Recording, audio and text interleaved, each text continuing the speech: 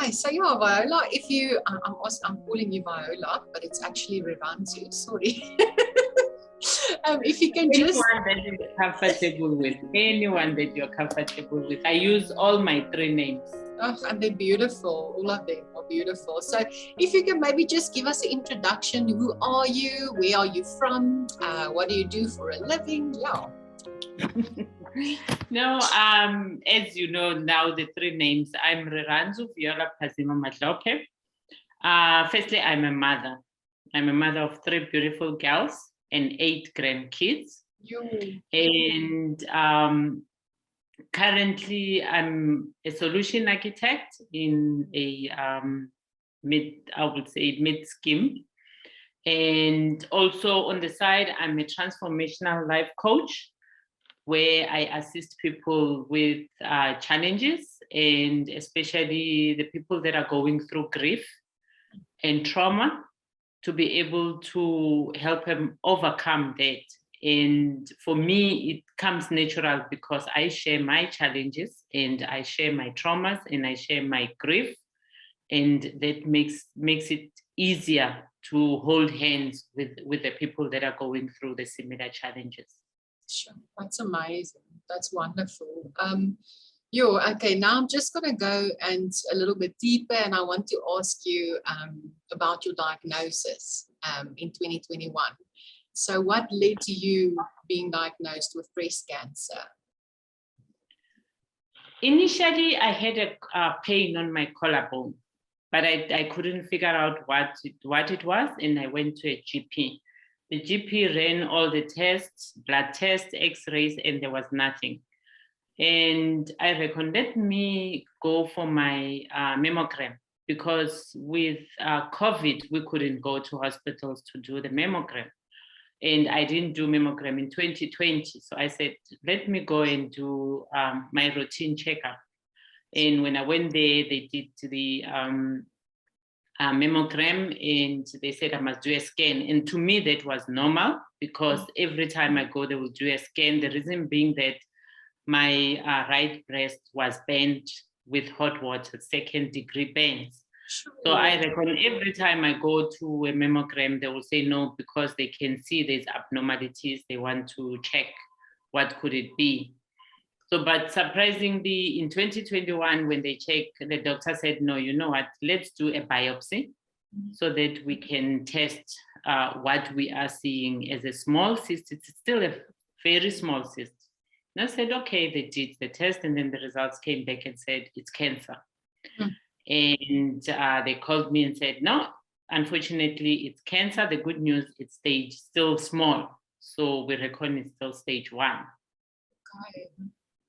Okay. And then afterwards, but first of all, I want to ask you, do you have any family history of cancer in your family or not? In ovarian cancer, but other than that, no. And she was now in her 90s. So other than that, no one had cancer. Okay. And what happened after that? Did you go for treatment? What type of treatment did you go for? I went for the surgery to remove the lump. So what the doctor explained to me how it's going to happen is that they will try to check if the lymph nodes had cancer also. And thank God they didn't have. So that is why they even categorized it as stage 1. So then that was done. And unfortunately, they took the lymph nodes to go do further tests. And they called me to say now what they've discovered is that my white blood cells are very high. And they did more tests and found that I've got what they call chronic myeloid leukemia. And for that, it was puzzling because it's rare for a person to have 2 primary cancers. Sure. Okay. Yeah, but you are incredibly strong. And amazing. Oh, okay. And then during this whole period of going through treatment, do you have a medical aid, and did they pay out? Yeah, do you have a medical aid? Yes, I've got a medical aid, but you know, with medical aid, there's always shortfalls. But then I've got a medical aid, and my plan is a good plan. So they paid. However, the specialists, you'll know nowadays, they don't contract with medical aid. So what they will tell you, you pay cash and you claim from the medical aid. Yes. And what happens, medical aid don't give you 100%. They will give you between 60 and 80%, but then you have to then pay the difference. Sure. And that's also a lot. It can be thousands of rands, that you have to pay out of your own pocket. Sure. Okay. And tell me, Rirandzu, when Platinum Life paid out, how was your experience with Platinum Life during the claim process and the payout? How was it for you? What I would say, the claim process was smooth because I just called. I didn't even know how everything was supposed to unfold. But the consultant that spoke to me explained everything, and she sent me the email with the documentation that I needed to fill in. And I just took them to the relevant doctors because I had to go to the GP, go to the specialist to fill all the forms, and I submitted the forms. So, and I was getting constant feedback as to what was happening in the background. Okay, no, that's excellent to hear. And yeah, also, I just wanted to ask you, this is now such a short, quick interview, but in your journey so far, what would your advice be to someone else out there going through a similar experience as you are going through? What would you advise people out there to do, or, to look at things? What would your advice be? I'll divide that into two. I can say advice to people that don't have cancer now, and the advice to people that have got cancer. So if we start with people that don't have cancer, anyone can get cancer, and we don't know how, we don't know why. The only thing that people need to be aware is to be ready, and it couldn't be maybe cancer, it could be other diseases, but we need to know that our body is prone to those diseases. The first thing that a person needs to know is when you're diagnosed, it's your mental state, because what you feed into your mind is very important. Sure. And that also plays a role for the people that have been diagnosed and the people that are not diagnosed, because your mind is the one that will carry you through. So my advice will be, you need then to research. You need to have information. You need to understand what you are going through, what's happening with your body, so that any changes that happens to your body, you know what is it. So knowledge is power. You need to be able to take that knowledge and help yourself to go through life.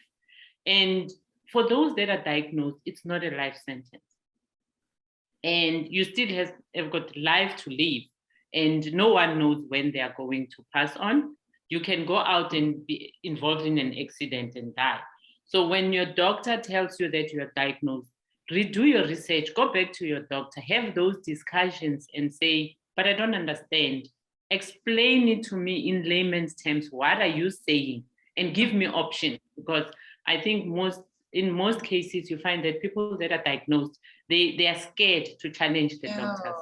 They're scared to ask questions. But it's your body. You need to understand, and you need to be given options. There's always options. You need to be given options to say, take this option or that option, and these are the pros and cons of all the options that we are giving you.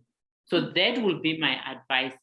Be informed of what you're going through. And if you can't get information, reach out to other people that have walked through the journey, to say, you have walked through the journey, how did you do it? And then they will assist you.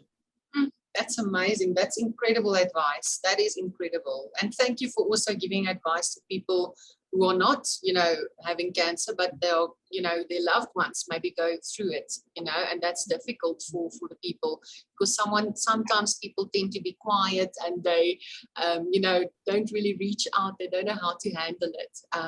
So yeah, and in your view, how important is a good support system? Support system, and a good one, is very important. And I found that not only through my cancer journey, even through my grieving journey, through life, you know, to have a good support structure, it's very important, because you are able to carry on through those people. Yes. And in most cases, other people say, but I don't have a big family, I don't have sisters, I don't have brothers, I'm alone. So the support structure, it's not your siblings. The support structure, it's not your aunts. Your support structure, it's people that you can surround yourself with, that you know that they will provide that support when needed. Sure. And that will also help you to be a support structure to other people. And in that case, then your network grows. Yes. So it is important to have a support structure. And as you also said, mentally you have to prepare yourself. How important is it to stay positive in a situation like this? Very important to stay positive. Very, very important, because there is also fear.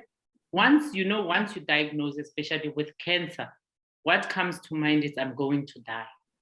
Yeah. And if you stay in that mentality of I'm going to die, you eventually die, because your mind is feeding your body that you're going to die. But if you take it as a diagnosis that you got, and you say, this is, I'm going to beat it. And I think for me, it came natural, because firstly, I was, through all my life, I had several diagnoses. So I was born with a defect heart. Eventually, 10 years later, after they've discovered that I've got a defect heart and had a heart operation, it was then discovered that I was born with one kidney. So it was one after the other. Sure. And for me, it was that thing of, you know, God is showing his miracles through me, that you don't need to be according to the standard of the world to be healthy. But as long as you're mentally healthy, you'll be healthy.